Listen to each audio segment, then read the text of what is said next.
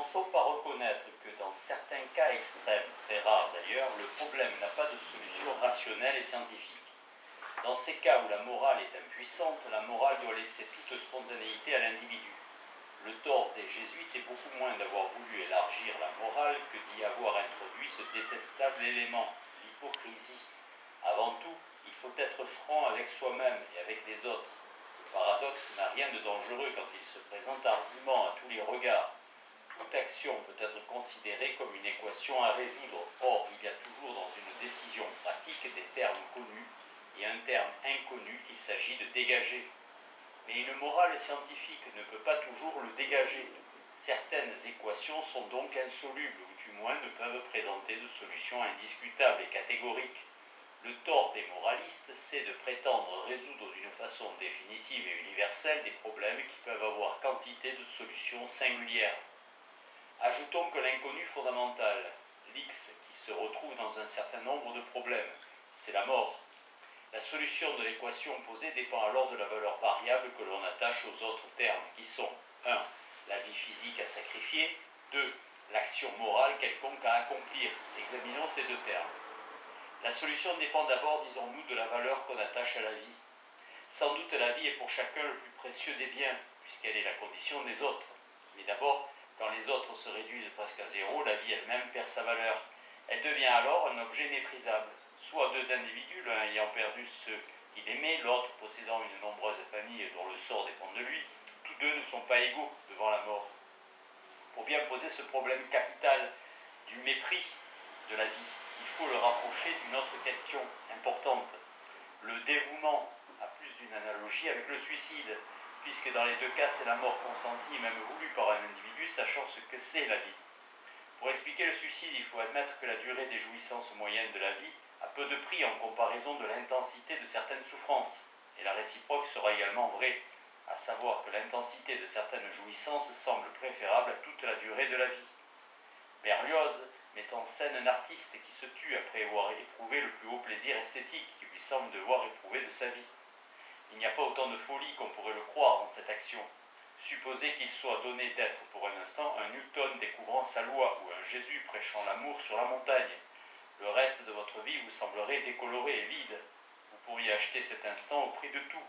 Donner à quelqu'un le choix entre revivre la durée de sa vie entière ou revivre le petit nombre d'heures parfaitement heureuses qu'il se rappelle. Peu de gens hésiteront.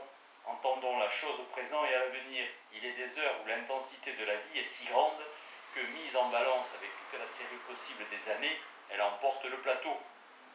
On passe 3 jours pour monter en haut à un haut sommet des Alpes. On trouve que ces 3 jours de fatigue valent le court instant passé sur la cime blanche, dans la tranquillité du ciel. Il y a aussi des instants de la vie où il semble qu'on soit sur une cime et qu'on plane. Devant ces instants-là, tout le reste devient indifférent. La vie, même au point de vue positif où nous plaçons ici, n'a donc pas cette valeur incommensurable qu'elle semblait d'abord avoir. On peut parfois, sans être irrationnel, sacrifier la totalité de l'existence pour un de ces moments, comme on peut préférer un seul vers à tout un poème. Tant qu'il y aura des suicides dans l'humanité, il serait inexplicable qu'il n'y eût pas des dévouements définitifs et sans espoir. On ne peut que regretter une chose, c'est que la société ne cherche pas à transformer le plus possible les suicides en dévouements. On devrait offrir un certain nombre d'entreprises périlleuses à ceux qui sont découragés de vivre. Le progrès humain aura besoin pour s'accomplir de tant de vies individuelles qu'on devrait veiller à ce qu'aucune ne se perde en vain. Dans l'institution philanthropique dite des Dames du Calvaire, on voit des veuves se consacrer à soigner des maladies répugnantes et contagieuses.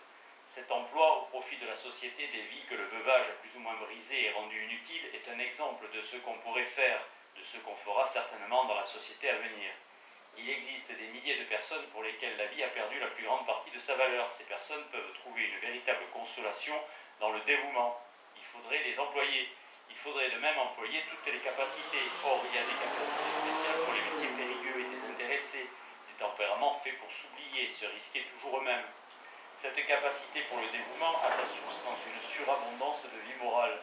Toutes les fois que dans son milieu la vie morale d'un individu est arrêtée, comprimée, il faudrait lui découvrir aussitôt un autre milieu où elle retrouvera la possibilité de son extension indéfinie, de son emploi infatigable pour l'humanité.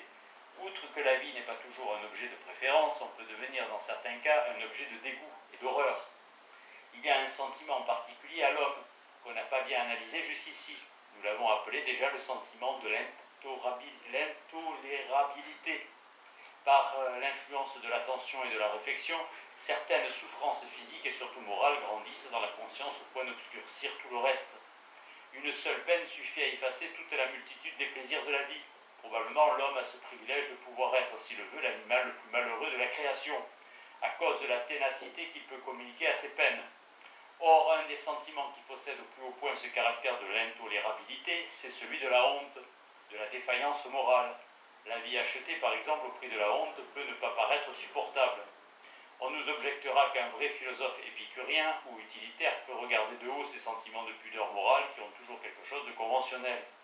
Mais nous répondrons qu'ils sont beaucoup moins conventionnels que tels autres, comme le culte de l'argent. On voit tous les jours des gens ruinés ne plus pouvoir supporter la vie, et la philosophie ne pas leur servir ici à grand-chose. Or, il y a une sorte de faillite morale plus redoutable encore à tout égard que l'autre. Ce qui est simplement agréable, comme tel ou tel plaisir de la vie, et même la somme des plaisirs de la vie ne peut jamais compenser ce qui apparaît à tort ou à raison comme intolérable. Certaines sphères particulières de l'activité finissent par acquérir une importance telle dans la vie qu'on ne peut plus y porter atteinte sans atteindre la vie même en sa source. On ne se figure pas Chopin sans son piano. Lui interdire la musique eût été le tuer. De même, l'existence n'eût probablement pas été supportable pour Raphaël, sans les formes, les couleurs et un pinceau pour les reproduire. Quand l'art acquiert ainsi autant d'importance que la vie même, il n'y a rien d'étonnant à ce que la moralité ait aux yeux de l'homme plus de prix encore. C'est là en effet une sphère d'activité plus vaste que l'art. Si le sceptique trouve qu'il y a quelques vanités et quelques illusions dans le sentiment moral, il trouvera qu'il y en a plus encore dans le sentiment artistique. Ceux que l'art a tués sont morts plus entièrement que s'ils étaient tombés pour l'humanité. Et cependant, ceux que l'art a tués ou tuera sont nombreux. Plus nombreux doivent être ceux qui se sacrifient à un idéal moral. Supposez un arbre dont une branche acquiert un développement énorme et prend même racine sur le sol environnant, comme il arrive pour l'arbre géant de l'Inde. À la longue, la branche cachera le tronc même, c'est elle qui semblera le supporter et le faire vivre. La vie morale et intellectuelle est ainsi une sorte de rejeton, une branche puissante de la vie physique. Elle se développe à tel point dans le milieu social qu'un individu tué, pour ainsi dire, dans sa vie morale, semble par là plus complètement anéanti.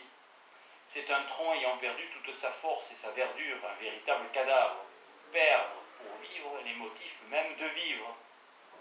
Dans Juvénal, la satire 8, Juvénal exhorte Ponticus à ne pas préférer la vie à l'honneur.